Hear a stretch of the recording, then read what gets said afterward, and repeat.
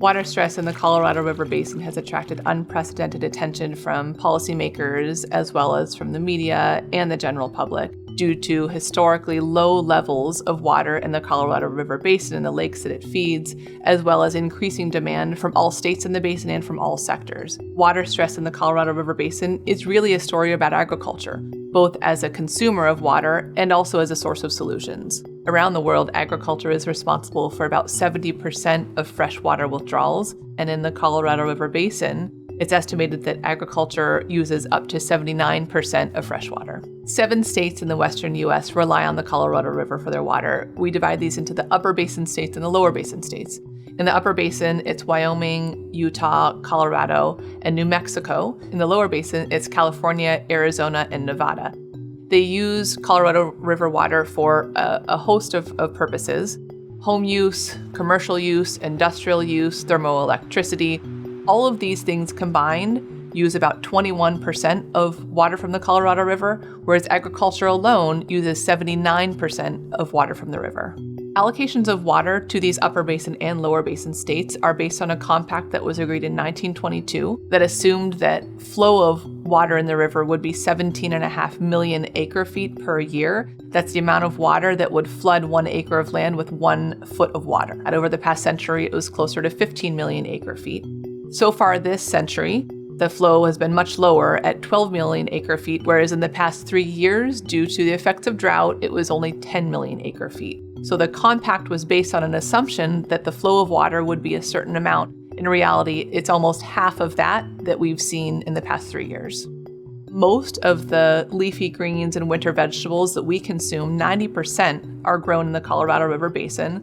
But it's not crops that are intended for human consumption that use most water. It's actually crops that are used to feed animals that consume the majority of water that's used for agriculture.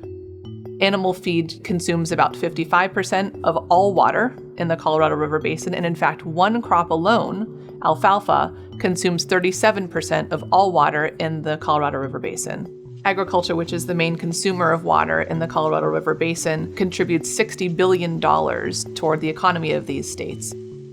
There is a dire situation of water stress in the West right now, to the point U.S. federal government had to step in for the first time to request that states come to an agreement about allocations of water from the river. Water levels in Lake Powell and Lake Mead in particular are at dangerously low levels, drawing unprecedented attention from policymakers and the media and the public to this crisis. There are no easy solutions, but some solutions could come in the form of production in terms of what is produced and how it's produced. There's a potential to shift the nature of crops produced from those that are high water use, from thirstier crops, to those that use less water. There's also the potential to use different technologies that allow for the more efficient use of water. Each of these shifts would come with costs, potential costs for producers themselves and for the revenue that agriculture brings in. It's important to look at who would bear these costs, whether the federal government, state government, or producers themselves. The federal government is already supporting some of these transitions. For example, the Inflation Reduction Act is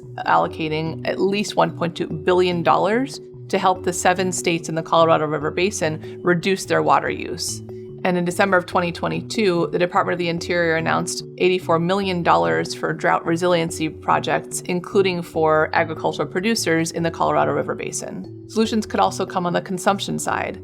Any reduction in the amount of beef and dairy consumed in the United States could ultimately reduce demand for water that's used to produce feed crops in the Colorado River Basin. Also, reducing food waste, including of beef and dairy, but also vegetables, which a majority of which are grown in the Colorado River Basin, would ultimately reduce water use for agriculture and water stress in the region.